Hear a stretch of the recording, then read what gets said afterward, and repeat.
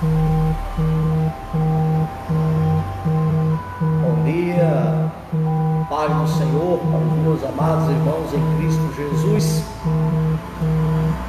Sejam todos bem-vindos nessa manhã maravilhosa, onde o Senhor tem nos dado, sol, luz, vida, para que possamos falar daquilo que Ele tem nos dado, em nome de Jesus.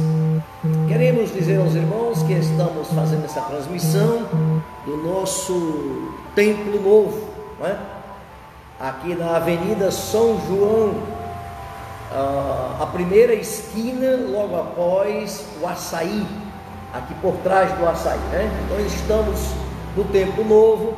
Os irmãos estão percebendo alguma diferença,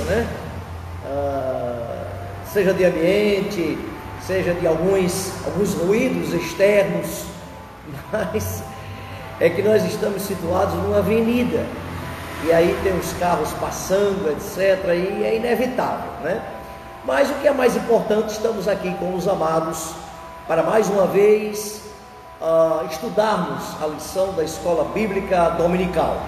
Hoje, a lição de número 8, dia 21 de fevereiro de 2021, com um tema, como tem sido durante esse trimestre, de bastante reflexão. Até antes eu gostaria de dizer que algumas pessoas que não gostam da Escola Bíblica Dominical, primeiro é por conta dos próprios professores, e segundo é porque não querem se reeducar, porque a lição da Escola Bíblica Dominical, ela reeduca a nossa maneira de pensar, nossa maneira de agir, nossa maneira de ser, nossa maneira de proceder. E isso é difícil. A reeducação traz lágrimas, traz esforço, traz abnegação. E muitas vezes não queremos largar aquilo que a gente já está, como posso dizer, arraigado, Não queremos largar estas coisas porque elas realmente provocam dores. A nossa lição, ela, como sempre, como Deus tem nos dado, ela tem diversas subdivisões. Nós vamos estudar essas subdivisões com os queridos e os amados irmãos nessa manhã. Como já falamos, ela se refere ao comprometimento do homem com a palavra de Deus. Eu gostaria de enfatizar de início que a verdadeira Assembleia de Deus, aquela que permanece arraigada nos seus princípios doutrinários e de costumes, ela possui efetivamente um comprometimento com a palavra de Deus, até por conta da sua declaração de fé. Está escrita a declaração de fé, todos podem ter acesso pela internet, no site da CGADB, que é o nosso órgão máximo. Não queremos aqui descartar outras denominações, mas como estamos falando de algo que é nosso, deixemos de lado o que é dos outros, vamos falar aquilo do que é nosso.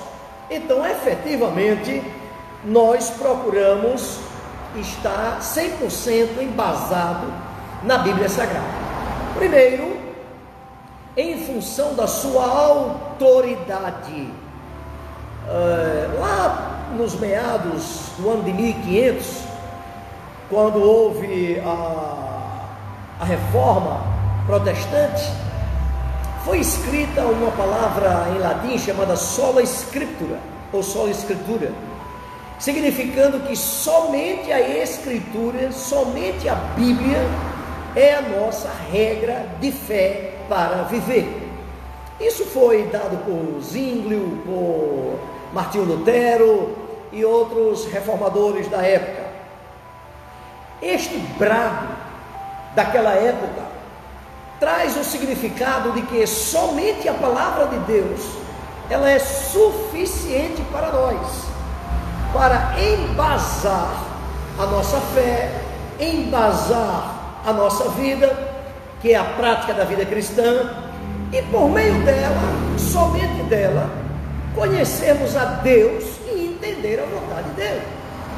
Ou seja, não precisamos de outras coisas, senão única e exclusivamente a palavra de Deus. Por que digo isso? Porque outras denominações, elas têm a Bíblia e têm a tradição.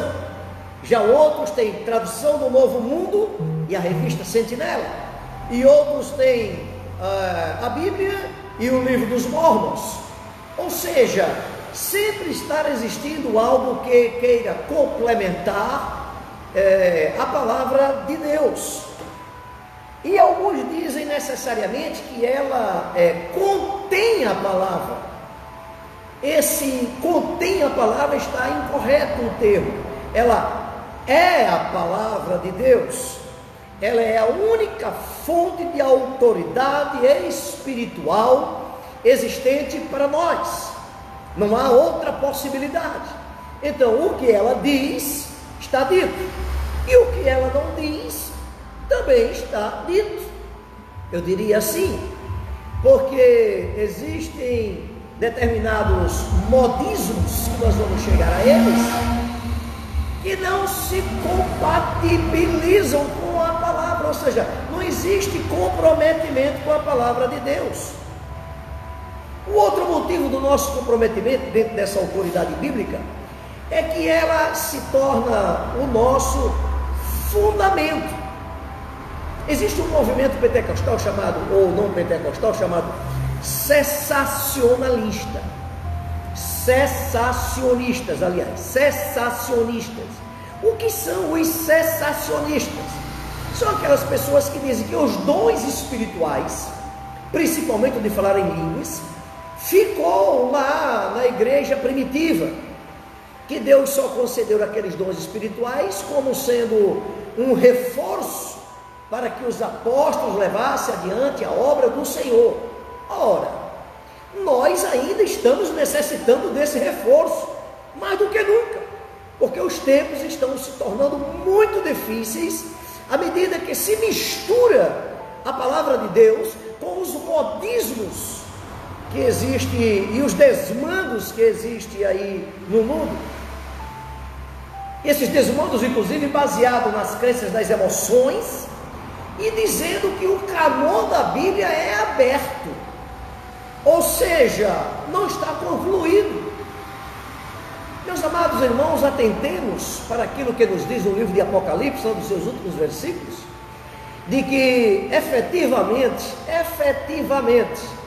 ninguém acrescente ou tire alguma palavra deste livro. Isso é muito perigoso, porque a mesma Bíblia diz que Deus retirará dele a parte dele, da árvore da vida. Então, a revelação canônica efetivamente, ou a revelação do Novo Testamento, ela se encerra com os apóstolos. Enfim, para nós que cremos na palavra de Deus, para nós que fundamentamos a nossa fé exclusivamente nela, para nós que temos a Bíblia como sendo o nosso fundamento de fé, ela é mais do que suficiente. Ela é a fonte de toda a autoridade espiritual. E como eu já disse, conforme a declaração de fé das Assembleias de Deus, que ela diz assim, a parte dela diz: a Bíblia é a nossa única regra de fé e prática. Não necessitamos de nova revelação extraordinária ou pretensiosamente canônica. Eu quero dizer aos irmãos que já existe um aspecto chamado de Novíssimo Testamento.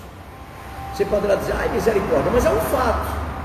O Novíssimo Testamento, ele já é um fato, já é uma existência, até mesmo para algumas teses de doutorado, que dizem com muita clareza que a Bíblia não satisfaz mais as necessidades do homem moderno. Aliás, deixa eu lhe dizer algo para complementar este raciocínio. A Bíblia nunca nunca satisfez o homem moderno em época nenhuma, porque Deus não está aqui para agradar ao homem. O homem é que tem que agradar a Deus. Não é a Bíblia que se adapta aos nossos costumes.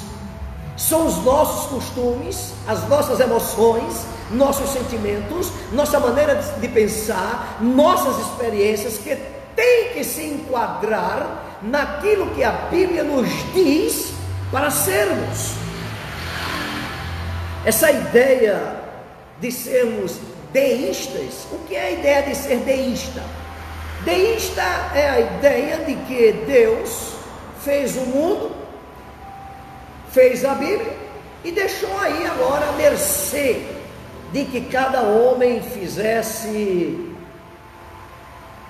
a sua forma de pensar. É como se fosse um relojoeiro. Deus fez um relógio chamado mundo, colocou as peças dentro, chamado gente, e deixou agora aí que tudo isso funcionasse, cada um por conta própria.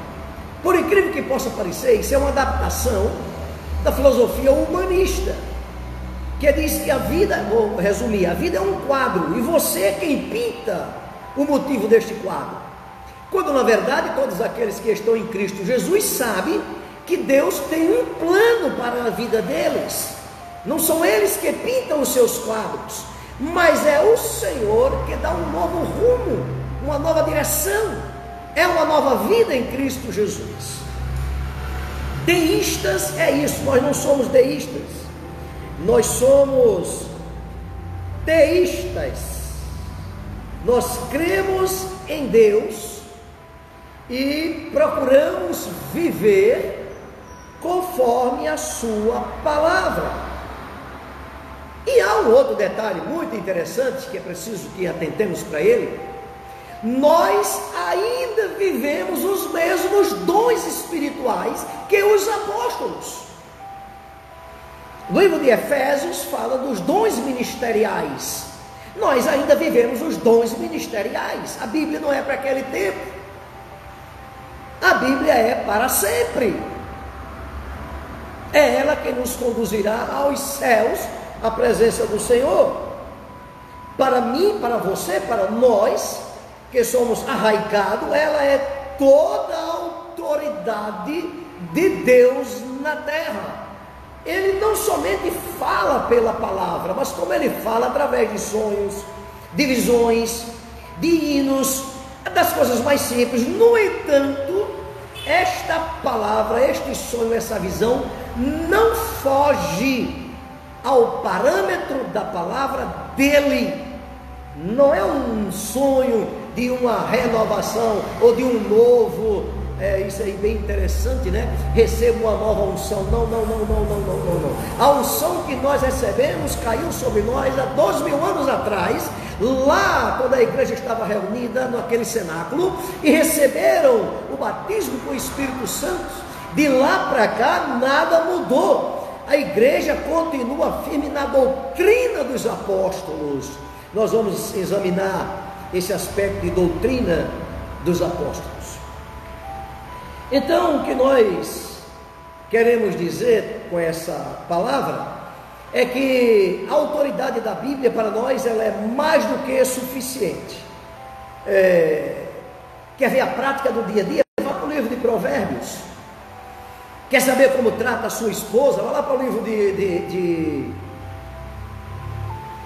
Cantares. Quer ver como se relacionar com o mundo? Vá para o livro de Eclesiastes. Quer ver como tratar suas finanças? A Bíblia possui como você deve tratar suas finanças. Você quer ver como deve se relacionar com a igreja?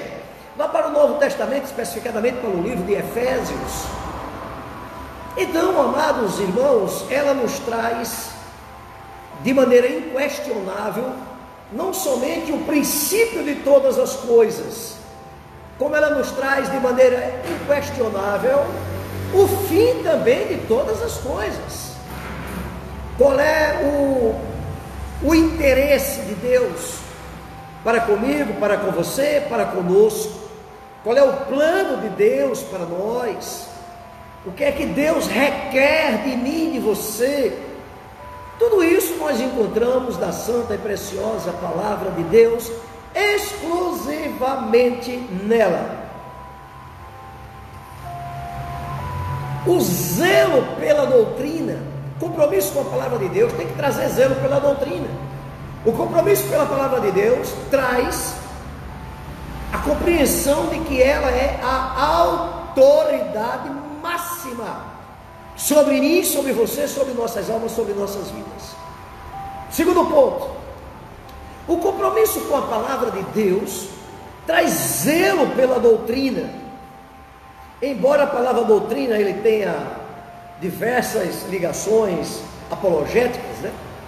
Mas é preciso entender e interpretar que desde o início da formação da igreja havia uma preocupação dos apóstolos em trazer a doutrina para os crentes, ou para aqueles novos crentes, para que eles se firmassem, para que eles soubessem como agir, como proceder. Afinal de contas, eram novos convertidos. E a Bíblia da palavra do Senhor, ele fala lá em Deuteronômio: goteje a minha doutrina.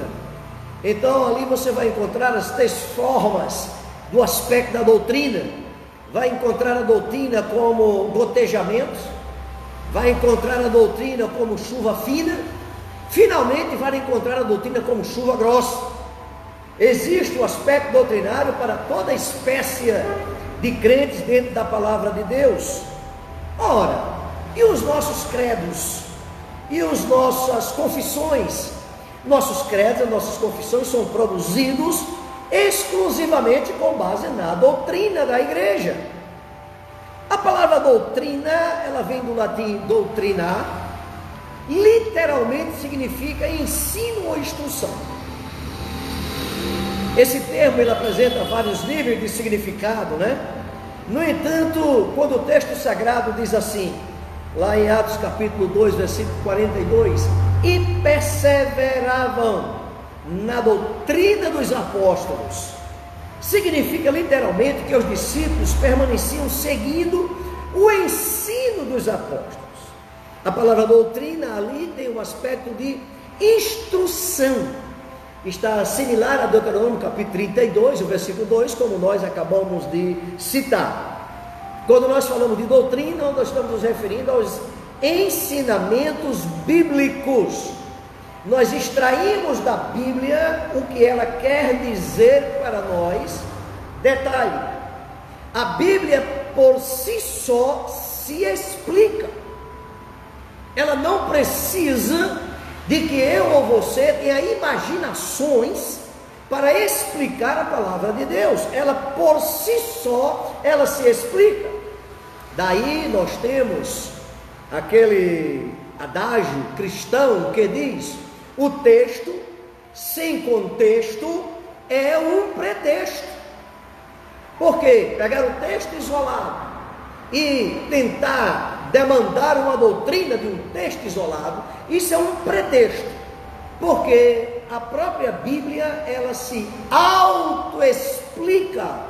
O que falta ao homem é a profundidade bíblica, o que falta ao homem é ingressar nos meados do Espírito Santo e permitir que o Espírito Santo o introduza no ensinamento, primeiro para a sua própria vida, depois para a vida dos outros, né? Se aplicando a viver aquilo que quer ensinar, bendito seja o nome do Senhor, de acordo com a palavra. Então o que falta ao homem é isso.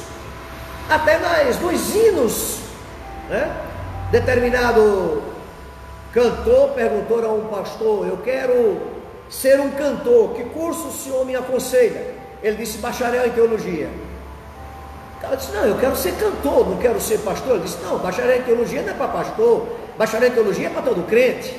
É bom que você faça bacharel em teologia para não cantar heresias, não cantar coisas que a Bíblia não diz, não cantar coisas que a Bíblia não se refere, ou acrescentar alguma coisa a ela. É preciso conhecê-la. E aí vem a minha temática constante com todos os crentes: é preciso ler a palavra de Deus de maneira sistemática, diariamente. Isso serve como doses homeopáticas de relevo espiritual em nossas almas, em nossas vidas. O conteúdo dela, o conteúdo do ensino, ele tem que trazer o conteúdo do ensino bíblico, ele tem que trazer o mover da fé, porque nós cremos pela fé, e nós cremos pela palavra ministrada, a palavra de Deus, não a palavra do homem invencionice, né? Aqui eu quero até abrir um parênteses e dizer a vocês que estão nos ouvindo em nome de Jesus, que acabem com este negócio de receber uma bênção. Venha para a igreja receber uma bênção, receber a sua bênção. Quando Deus chama Abraão, ele diz a Abraão: sê tu uma bênção, não venha receber bênção nenhuma não. E quando vamos ao livro de Efésios, nós encontramos que nós somos abençoados com toda sorte de bênçãos celestiais em Cristo Jesus. Eu não venho para a igreja receber uma bênção, eu venho para a igreja, entre outras coisas, porque sou abençoado em nome de Jesus. Então acabe com esse negócio de ir para a igreja buscar uma bênção e alguém está dizendo a você: receba a sua bênção. E conversa. A fonte da doutrina tem que ser a própria palavra de Deus. Ela pode ser auxiliada com experiências cristãs embasadas na palavra. E cuidado aí para não estar criando invencionices, dizendo que Deus fez sem Deus ter feito. Alguém que quer ser mãe de todo jeito, arranja uma pessoa aí qualquer, engravida, vai ser mãe, e depois vai dizer que Deus deu. Deus não deu coisa nenhuma. A pessoa é que procurou ser aquilo que desejava ser. Quando se espera no tempo de Deus, Deus faz, não aquilo que eu quero, e pode até fazer aquilo que eu quero, porque o meu pensamento pode estar em coadunação com o pensamento dele, mas via de regra, Deus faz a suprema vontade dele. Quando o apóstolo Paulo, ele fala a Timóteo, dizendo assim: traz estas coisas à memória, o apóstolo Paulo está falando, veja só, ele está contrapondo a doutrina com falatórios profanos. Você vai encontrar isso lá em 2 Timóteo, capítulo 3, versículo 14 e 16. Versículo 14, Paulo diz: traga a sã doutrina à sua memória. E no versículo 16, eu vou fazer essa linha: combata os falatórios profanos com a sã doutrina que você recebeu. Nossos credos, nossa confissão de fé, quando eu digo nossa, da Assembleia de Deus, são documentos eclesiásticos com o propósito de aplicar, enfatizar o ensino das Escrituras para nós. Então, quando nós, e aí eu convido você a fazer uma pesquisa no site da CGADB, e lá você vê a nossa confissão de fé e regra de vida, você vai observar que a nossa confissão de fé, ela possui um fundamento, não é apenas eclesiástico, mas ela possui um fundamento bíblico. Ele ocupa, aquela declaração de fé, ela ocupa uma importância na vida da igreja. Aquilo ali é um sumário doutrinário da Bíblia, ajudando a nossa compreensão e além de servir como proteção para as falsas doutrinas. Então, o Novo Testamento, eu acho muito interessante que a aplicação das pessoas às suas conveniências com a verdade do Novo Testamento.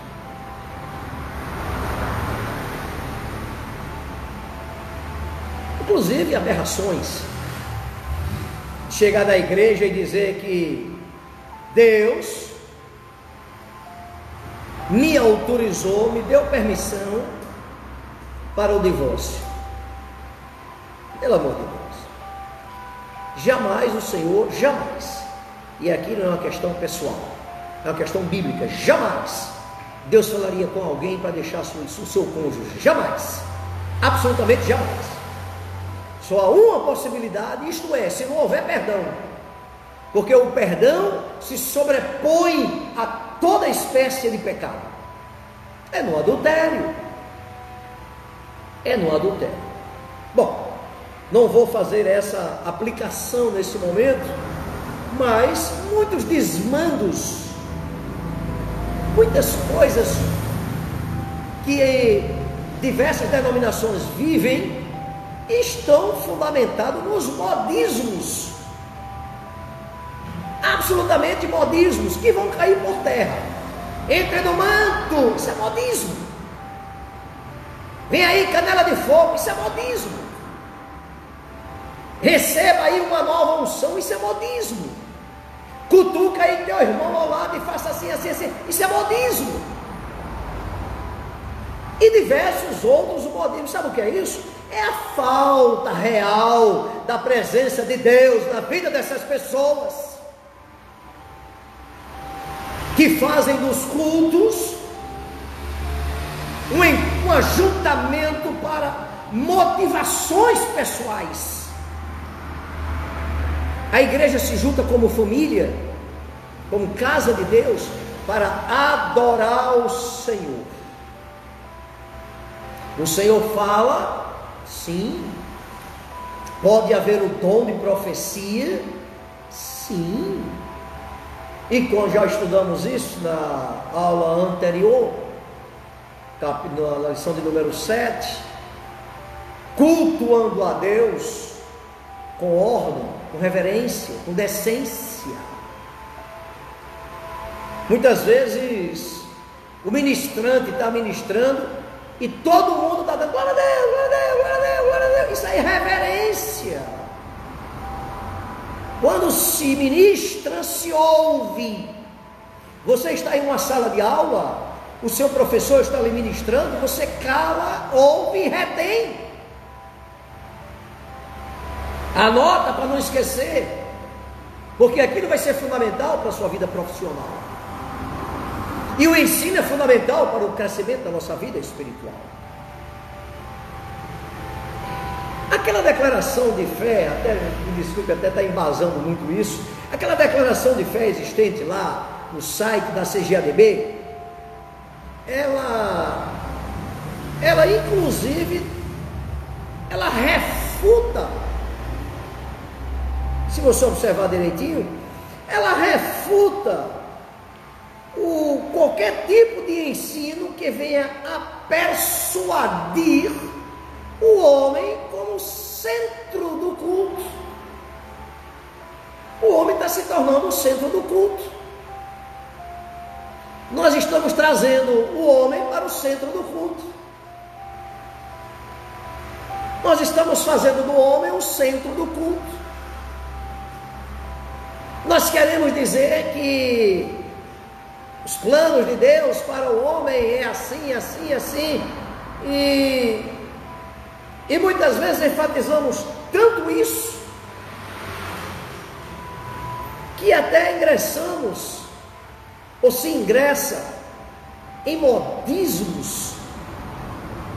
Modismo significa aquilo que está na moda, e tudo aquilo que está na moda vem e vai. A Bíblia diz em Efésios 4,14, né? Vento de doutrina. Eu não acho nem que seja vento de doutrina, aquilo não é doutrina, é vento de costume. Tem um caráter absolutamente efêmero e passageiro. Vocês se lembram, para nada aproveita, né?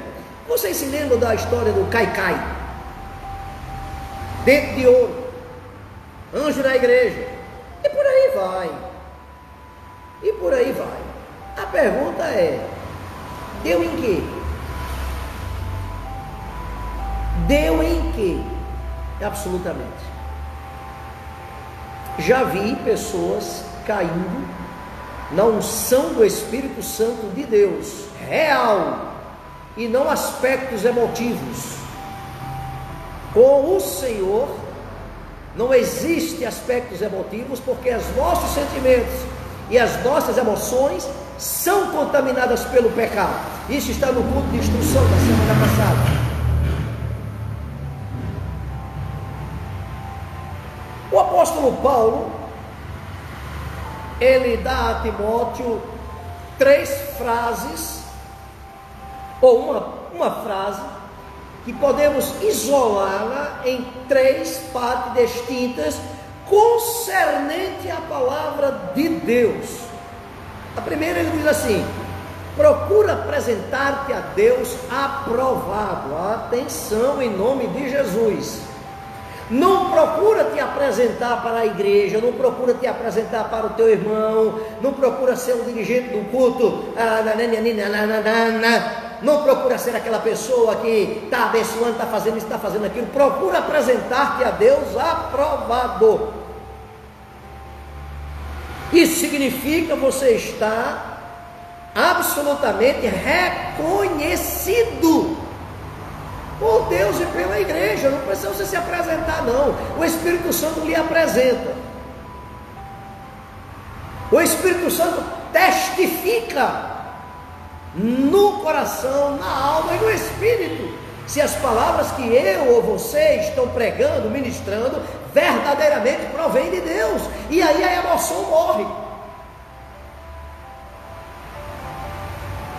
A igreja, desde há muito tempo, e não é de agora não, viu? Desde os tempos primitivos, nós encontramos um obreiro fraudulento, nós encontramos obreiros que depois são desmascarados, nós encontramos aberrações doutrinárias, nós encontramos falsos mestres, isso desde o princípio. O próprio João diz que escreve para a igreja, mas o cidadão lá, a terceira carta de João, o cidadão lá não permite que as cartas dele sejam lidas. Porque é difícil, irmãos.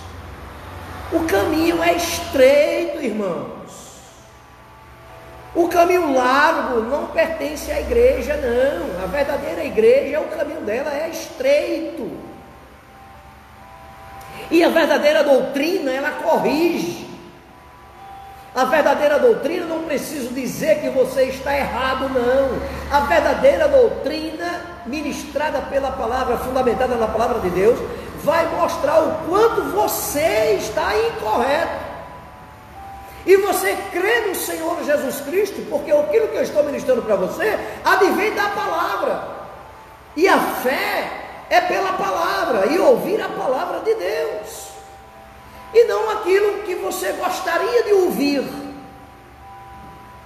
O aspecto doutrinário, ela traz dor. Porque o pecado, ele se enfronha na vida do homem, se enfronha na mente do homem, se enfronha na alma do homem de uma maneira tal que, se desarraigar do pecado, dói verdadeiramente. Eu sei que dói, porque eu também me desarraiguei da prática do pecado e sei o quanto doeu. Uma árvore, quanto mais tempo plantada, mais trabalho se dá para arrancá-la, para tirá-la, e muitas vezes se tira, mas o troço da raiz ainda fica.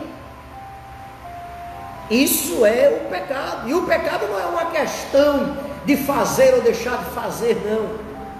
Pode-se pecar fazendo, e pode-se pecar até mesmo não fazendo. Chamamos pecado de comissão é o fazer, omissão é o não fazer. Mas o pecado é muito mais do que isso. O pecado é uma agência na alma do homem. A natureza do homem é pecadora, e abrir mão da sua natureza pecadora dói. Então a igreja, ela enfrenta, na história do cristianismo a gente vê isso, uma avalanche de heresias e aberrações em nome de Deus.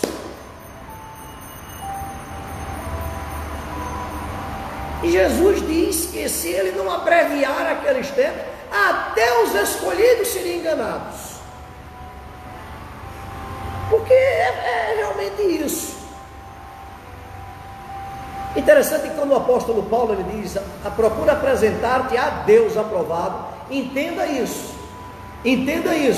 apresentar-se em oração, apresentar-se como verdadeiro manancial da palavra, apresentar-se em santidade, apresentar-se em paz com o Senhor, isso é ser um obreiro aprovado por Deus. A partir daí o Senhor lhe aprova diante dos homens, diante da sua igreja.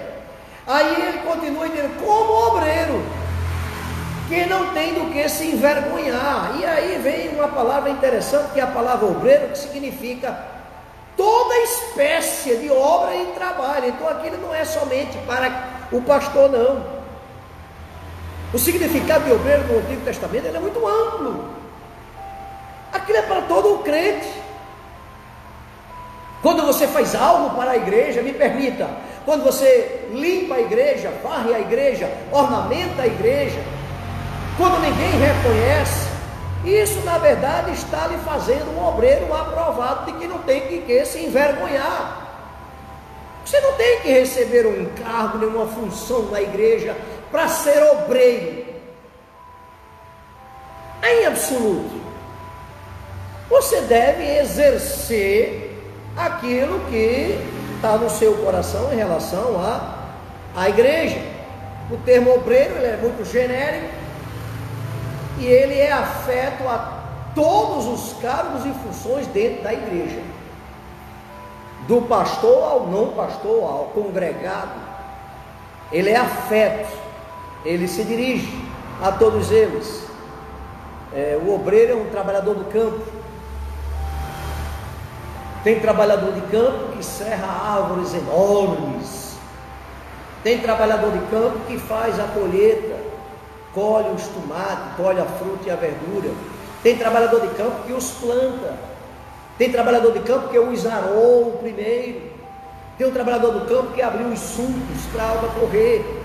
Não importa, todos são obreiros que não tem do que se envergonhar, porque emprega as suas forças, emprega o que é seu, emprega o seu próprio eu para a igreja, que nela é o corpo de Cristo, a manifestação da glória de Deus aqui na terra.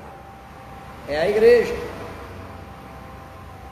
Mas Paulo continua aí dizendo assim, que maneja bem a palavra da verdade. Atenção, queridos, que maneja bem a palavra da verdade. Eu quero fazer aqui uma ideia de que se você procura um ortopedista, é necessário que aquele homem seja um especialista. E hoje em dia em ortopedia existem várias especialidades. Especialidade do ombro, por exemplo, especialidade do quadril, por exemplo, especialidade nos pés, por exemplo, são especialidades de um ortopedista. No entanto, a especialidade ele só escolheu depois que passou os anos básicos estudando medicina. E aí então ele procura uma especialização. Tem crentes que são especializados em escatologia, crentes que são especializados em eclesiologia, e também tem médicos que são clínico geral.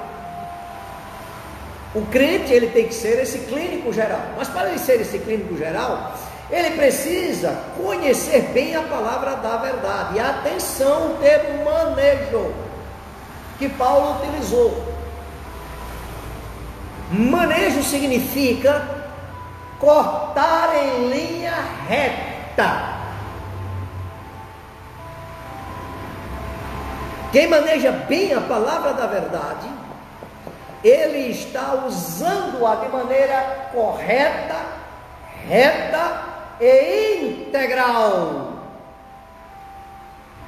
Não está procurando os meneios, nem está deixando de falar, porque pode ferir alguém, pode ferir A, pode ferir B, pode ferir C, em função de alguém ter a vida incorreta dentro da casa do Senhor e não pode ouvir a sã doutrina. E Paulo diz que essas pessoas têm comichão no ouvido, em relação à sã doutrina.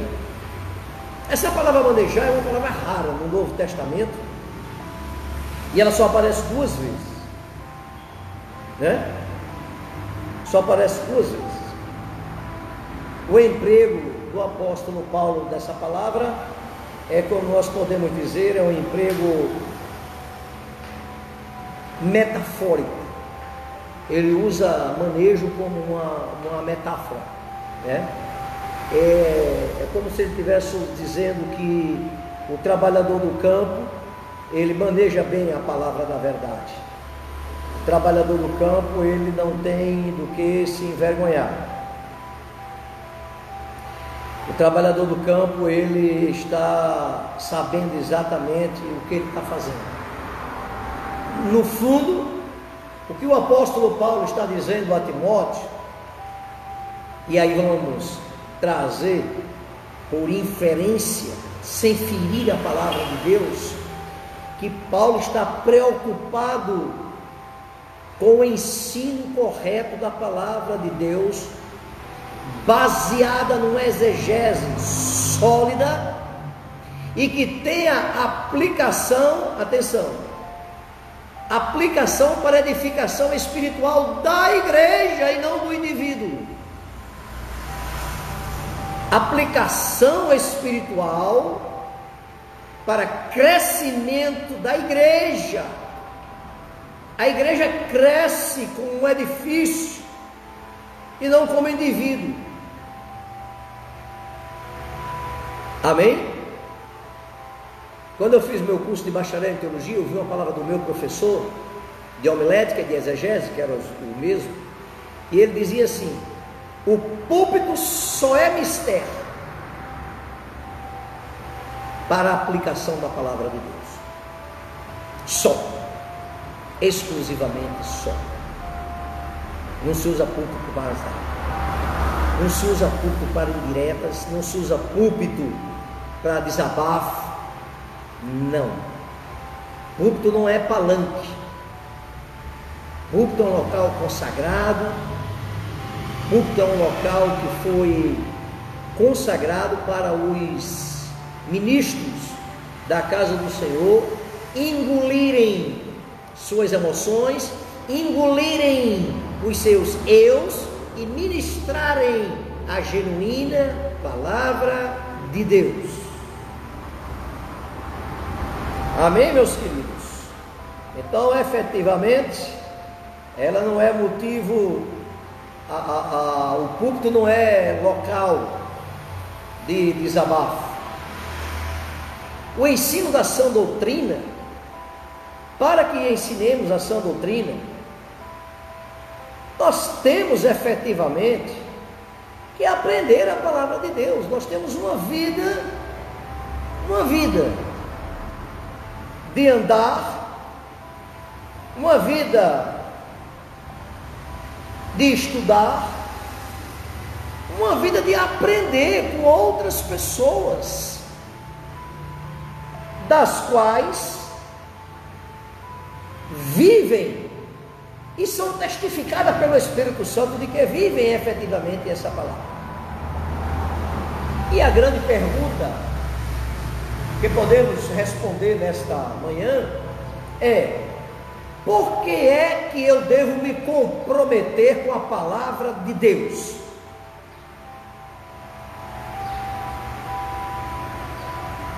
Eu posso lhe dar 4 motivos iniciais simples. Primeiro, porque ela é o nosso manual. Absolutamente é o nosso manual. Segundo, porque ela é o alimento das nossas almas. Terceiro, porque ela é a espada do Espírito.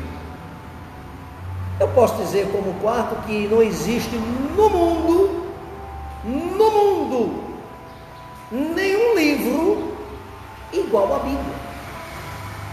Basta um pouco de bibliologia, um pouco apenas, para você perceber que a Bíblia, ela possui características tão próprias que seria impossível ela existir se Deus não estivesse orientando, conduzindo efetivamente a ela. Eu vou lhe dizer o seguinte: em primeiro lugar, a palavra Bíblia vem da origem Biblion, que era o papiro usado para escrever. Muitos papiros juntos era Bíblia. Então a Bíblia tem um significado de junção de livros, e aí ela possui 66 livros. Olha só, escrita por mais de 40 autores,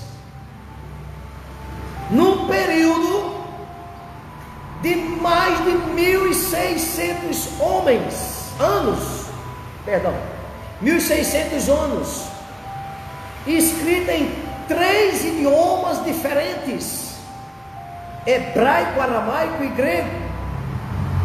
Possui 1.189 capítulos e mais de 31 mil versículos. Nenhum erro, nenhuma contradição nela. Aonde de Gênesis a Apocalipse, Jesus é o tema central dela. Nos 66 livros, Jesus é o tema central da Bíblia. Praticamente impossível de existir se Deus não tivesse a sua mão sobre esta palavra tão maravilhosa que tem chegado até nós. Eu lhe peço, em nome de Jesus, faça da sua Bíblia seu livro de cabeceira. Como manual do crente, nós podemos, através dela, temer e obedecer a Deus. Através dela, amar ao próximo. Através dela, ter um padrão de vida cristã absolutamente diferente deste mundo. Através dela, podemos crer que não somente Deus existe, mas através dela podemos crer que Jesus Cristo é o Salvador do homem. Então muita gente pratica isso isoladamente, né? Isoladamente. Eu temo a Deus. Fazes bem, porque até o diabo teme e treme diante dele. Eu sei que ele existe. Fazes bem, porque até o diabo sabe que ele existe. Eu amo ao próximo. Fazes bem, porque além de ser um mandamento bíblico, isso é um dever de todo ser humano. Eu tenho uma regra de fé que eu não bebo, não fumo, não jogo, não me prostituo, e tenho uma condição moral, não devo a ninguém, etc. Fazes bem, porque isso é o dever de todo homem. Aí vem agora o ponto crucial. Jesus Cristo é o tema central da Bíblia. Agora, aceitar a Jesus Cristo como Salvador é diferente. Você pode praticar todos esses princípios morais, se não aceitar Jesus como Salvador, nada disso é substancial para você ingressar no reino de Deus. Absolutamente. Ah, mas eu ensino o amor. Fazes bem. Ótimo, é melhor do que ensinar o ódio. Ah, mas eu dou esmolas. Fazes bem. É melhor do que negar e encurtar a tua mão para o necessitado. Não tem nada demais nessas coisas. Mas o tema central dela é Jesus. Então, para esses que têm esses padrões de moralidade, vem a pergunta final: e o que tu fizestes do Filho de Deus, para o qual ele foi enviado, segundo o texto áureo da palavra dele, 3:16 de João, que ele, por amor a ti, deu o seu Filho, para que tu não fosse condenado. E o que tu fizeste dele? Teu padrão de moralidade tem alguma coisa a ver com ele? Ou é o teu padrão de moralidade? Porque o padrão que Deus quer de você é único. Aceite Jesus como Salvador. As demais coisas virão. Porque Ele mesmo, Jesus diz, Ele mesmo, Jesus, Ele diz: buscai em primeiro lugar o reino de Deus e a sua justiça. A justiça do reino de Deus é Cristo. E as demais coisas vos serão acrescentadas. De maneira natural. Então esse livro é um manual. O livro de Provérbios é um livro prático. Absolutamente prático. Ele alimenta nossas almas. Sem dúvida. Sem dúvida. Você se alimenta 3 vezes ao dia. Alguns se alimentam 2, alguns se alimentam 1, mas tem que comer. A Bíblia, ela produz a nutrição necessária com o alimento espiritual para a nossa alma. Você já reparou que existem pessoas que se alimentam, mas são subnutridas? Eu vou dar uma palavra meia pesada nesta manhã. Meia pesada nesta manhã. A subnutrição não é porque não lê a Bíblia. A subnutrição é porque lê a Bíblia e não participa dos cultos de instrução, não participa das escolas bíblicas dominicais. Então é uma pessoa que come, que lê, mas é subnutrido. Subnutrido espiritualmente. Não tem a menor força elementar espiritual para enfrentar nada. E nem mesmo para resistir ao pecado. A Bíblia é comparada a um alimento.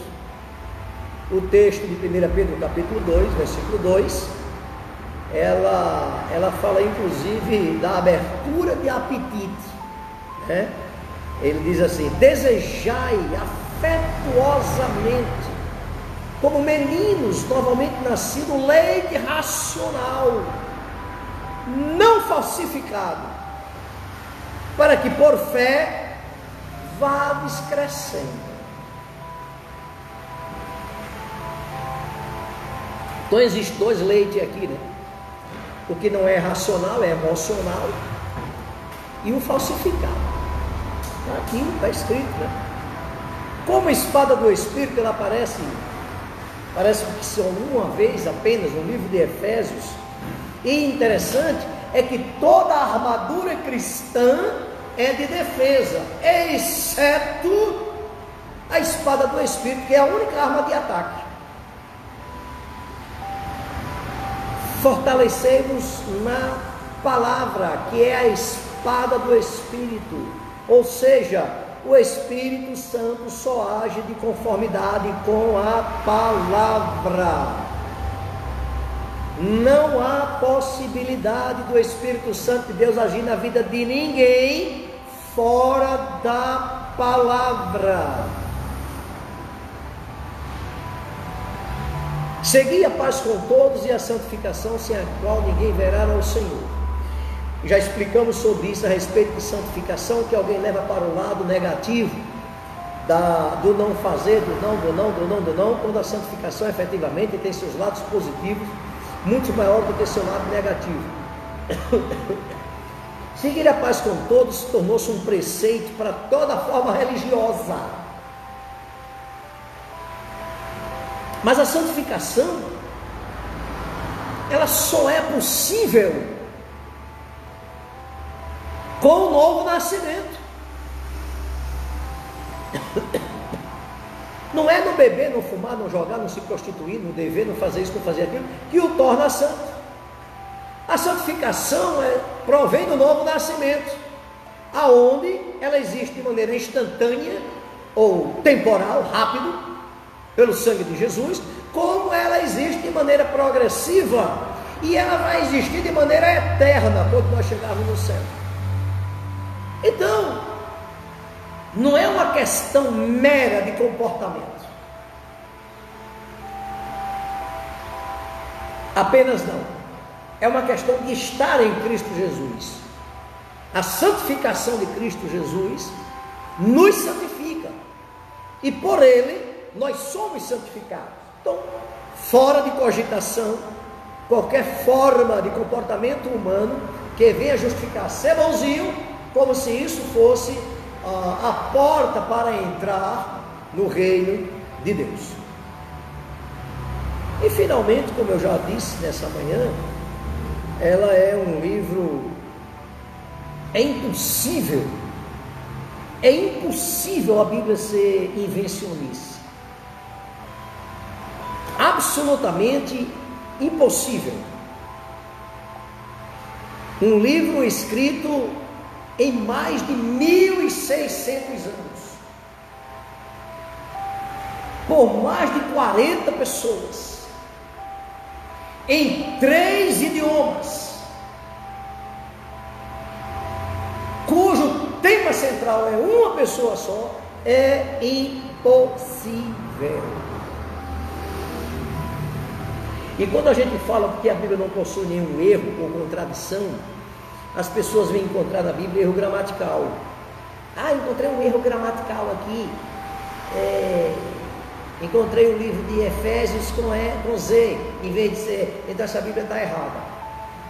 Esse erro a que nós nos referimos, esse erro está diretamente relacionado às suas contradições. Não são erros gramaticais, são erros de contradições. A Bíblia não se contradiz, de Gênesis a Apocalipse ela não se contradiz. Então, na minha visão, é impossível que esse livro tenha sido escrito por algum homem qualquer. Finalmente,